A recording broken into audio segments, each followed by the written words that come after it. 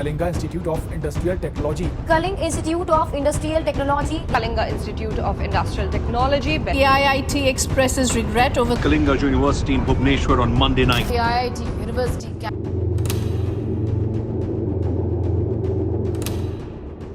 एक नेपाली स्टूडेंट प्रकृति लमसाल, सुसाइड है या मर्डर? उसके साथ ऐसा क्या हुआ जो वो लड़की अपनी जान दे बैठी? कौन है वो लड़का जो इस केस का मुख्य आरोपी है? और KIIT यूनिवर्सिटी के स्टूडेंट प्रोटेस्ट क्यों कर रहे हैं? आज हम आपको इस शॉकिंग केस की हर छोटी बड़ी डिटेल देने वाले। Hey dude, this is Shobhit, welcome back to another case with मी।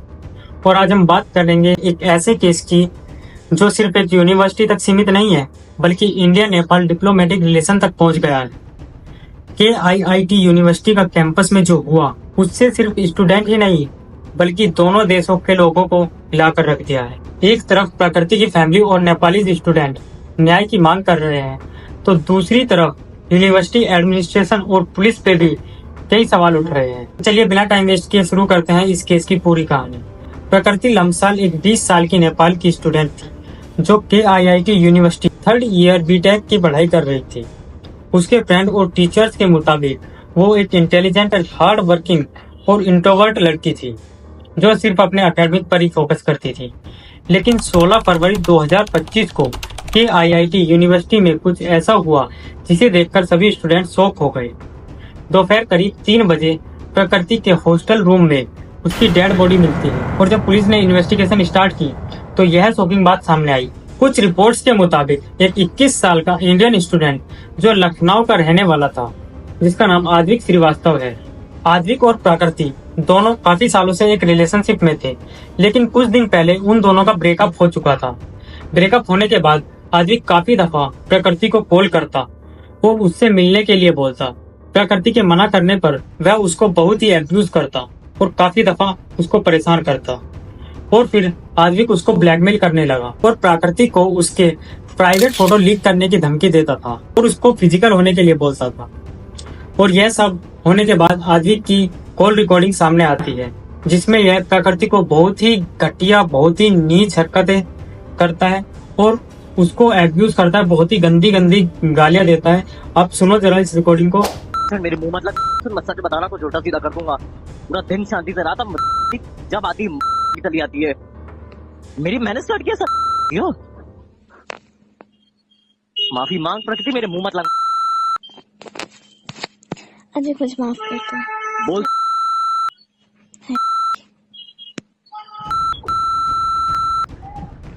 क्या मैंने क्या स्टार्ट किया यहाँ पे? कुछ नहीं, मैंने स्टार्ट किया।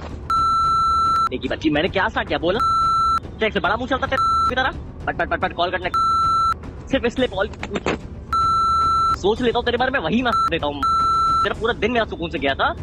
जरा सी चीज होती, तेरी कुछ नहीं अकल में आया, तूने कुछ नहीं सीखा। ज्ञान के बीच में, हाँ मैं अपने आप को सही करूंगी, मैं अपने आप को शांत करूंगी, कुछ नहीं कर पाई तू। हाँ मुंह खोलती, क्या बिगाड़ा भाई मैंने तेरा? क्यों मेरे मुंह लगती सुबह शाम? मुझे कॉल ही रहा, क्या करा? यही तो मेरी गलती जो कर दिया था। तो अपनी गलती मान और निकल। तेरे से अपनी गलती नहीं मानी जा रही। माफी मांग गया, मैंने कुछ अंकल चीज को समझ, निकल यहाँ से। पता क्या किया था मैंने? बता जल्दी बोल कर यार। मैंने पूछा, मैंने बोला कि दीपक वाले मोमोज लेके आई। तुमने बोला कि मदन की याद आ रही थी इसलिए गई। क्यों बोला आद्विक? शुरू में भी मैंने बोला था ना, तू मदन मदन कर रहा था, तब मैंने बोला नहीं आद्विक मदन का कुछ नहीं है। मुझे नहीं पता, कुछ बोला था मदन की याद आ रही है, बोला दीपक की मोमोज वाली बात के बाद ही बोला था। उससे पहले, सबसे पहले कॉल उठाते ही बोला था मदन की याद आ रही है, बोला था तुमने। हाँ शायद बोला था, बट जो भी है देखो, जब तुमसे दीपक वाली मोमो की बात आई प्रकृति, देखो श्वेता वाली चीज को लेकर तो अभी तक करती, जो मैंने एक बार गुस्से में बोला था, और तू कल अगर गुस्से में मदन मदन कर सकती, तेरे से मैं आज नहीं बोल सकता है, कुछ नहीं बोल सकता क्या? खुद याद कर, कल रात को सोते सोते जगा के तूने उठा के टॉन्ट बोलना शुरू कर देना। श्वेता को अच्छा, उसका रिवेंज ले रहे थे, ठीक है लो आते। भाई रिवेंज की बात नहीं पकी थी, मैं तुम्हें एक लॉजिकली चीज समझा रहा हूँ। तुम श्वेता वाली चीज को लेके 2-3 हफ्तों टॉन्ट मार सकती हो। मैं सेम चीज बोलूं तुझे कि तूने ये किया था तो मैं भी ये करे, तो मुझे और प्रकृति ने कुछ हफ्ते पहले आद्विक के खिलाफ IRO में हैरेसमेंट की कंप्लेंट फाइल की थी। IRO मतलब इंटरनेशनल रिलेशन ऑफिस, जो इंटरनेशनल स्टूडेंट के लिए फर्स्ट पॉइंट ऑफ कांटेक्ट होता है, जो अपनी किसी भी प्रॉब्लम को उनके सामने रख सकते हैं। KIIT कोई छोटा मोटा कॉलेज नहीं है। KIIT में 65 से 70 कंट्री के स्टूडेंट पढ़ने आते हैं। इसीलिए IRO ने प्रकृति की कंप्लेंट को सीरियसली नहीं लिया, क्योंकि आद्विक श्रीवास्तव एक rich and strong political family से बिलोंग करता है और उससे कॉलेज की इमेज काफी हद तक घट जाती। अगर प्रकृति की कंप्लेंट को IRO ने सीरियसली लिया होता तो प्रकृति आज जिंदा होती। इस बात का गुस्सा यूनिवर्सिटी के स्टूडेंट पर फूट पड़ा और वह सच जानने के लिए IRO ऑफिस पहुंच गए।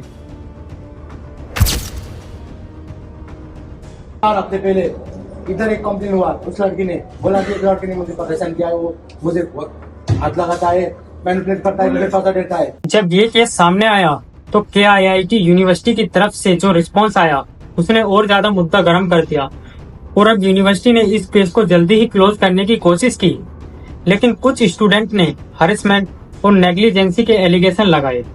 कुछ रिपोर्ट्स के मुताबिक पुलिस टीम के आने से पहले ही यूनिवर्सिटी स्टाफ ने प्रकृति की डेड बॉडी को शिफ्ट कर दिया था।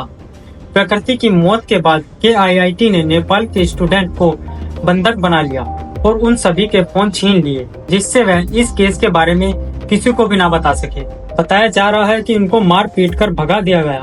उनसे कहा गया कि अपने देश चले जाओ। नेपाली स्टूडेंट के प्रोटेस्ट के बाद यूनिवर्सिटी ने उनको जबरदस्ती हॉस्टल छोड़ने का नोटिस दिया है और 500 से अधिक नेपाली स्टूडेंट को फोर्सफुली कैंपस से निकाल दिया गया, जो और बड़ा मुद्दा बन गया और यूनिवर्सिटी पर सीरियस एलिगेशन लगे कि उन्होंने प्रकृति की कंप्लेंट को इग्नोर किया और अब सच छुपाने की कोशिश कर रहे हैं।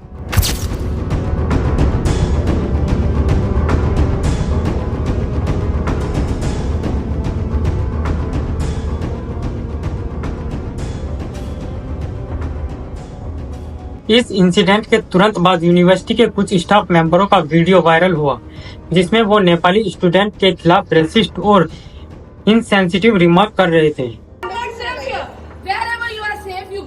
तुम हमारे फाउंडर सर को भी मानोगे नहीं? फाउंडर सर के साथ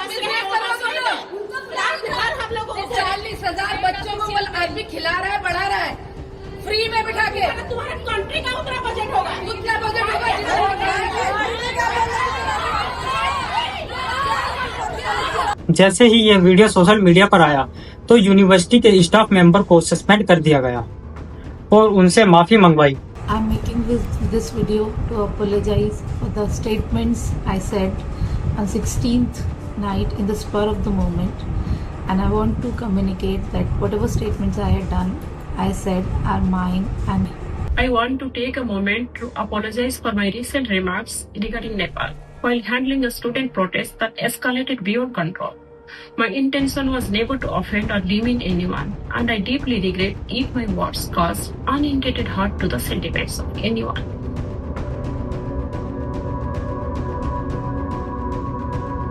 लेकिन इसने एक बड़ा सवाल खड़ा कर दिया है, क्या यूनिवर्सिटी में इंटरनेशनल स्टूडेंट सेफ है? और अब खबर आती है कि आद्विक भुवनेश्वर एयरपोर्ट से भागने की फिराक में है और पुलिस की टीम आद्विक को एयरपोर्ट से अरेस्ट कर लेती है। और चौंकाने वाली बात यह है कि आद्विक की फ्लाइट की टिकट की बुकिंग 16 फरवरी की दोपहर 1:47 की है, यानी कि प्रकृति की डेड बॉडी मिलने के कुछ टाइम पहले ही आद्विक ने फ्लाइट बुक की थी और अभी पुलिस ने आद्विक को 3 दिन के लिए पुलिस कस्टडी में रिमांड पर रखा है। लेकिन इस केस में और भी सच सामने आना बाकी है। यह केस सिर्फ इंडिया तक नहीं रुका, बल्कि नेपाल गवर्नमेंट ने भी इंटरवेन किया और नेपाल के स्टूडेंट ने भी प्रोटेस्ट करना स्टार्ट कर दिया। नेपाल के फॉरेन मिनिस्टर ने ऑफिशियली इंडियन गवर्नमेंट से फेयर इन्वेस्टिगेशन की डिमांड की है और नेपाल के prime minister KP Sharma Oli ने भी इंडियन अथॉरिटीज से एक्सप्लेनेशन मांगी और नेपाल की सरकार ने भारत से इंश्योरेंस मांगी कि नेपाल के स्टूडेंट को सेफ्टी दी जाए। इसके साथ ही यूनिवर्सिटी ने एक प्रकृति लम्साल मेमोरियल स्कॉलरशिप लॉन्च की है, जो नेपाली स्टूडेंट को दी जाएगी ताकि प्रकृति की याद हमेशा बनी रहे। लेकिन सवाल यह उठता है कि यह सब मेजर काफी है? क्या एक स्टूडेंट की जान चली जाने के बाद ही सिस्टम जगता है? और फिर प्रकृति के फादर सुनील लम्साल ने मीडिया से बात करते हुए कहा, हमारी बेटी एक intelligent and hard working student थी, उसको मेंटली टॉर्चर किया गया। अगर पहले ही एक्शन लिया होता तो आज वह जिंदा होती। बस इतना हम लोग को इतना तक इन्फॉर्मेशन है कि नहीं, हरासमेंट और इमोशनल ब्लैकमेलिंग ऐसा उसने सुसाइड किया है। बस हम लोग को इतना तक ही मालूम है, बाकी कुछ भी मालूम नहीं।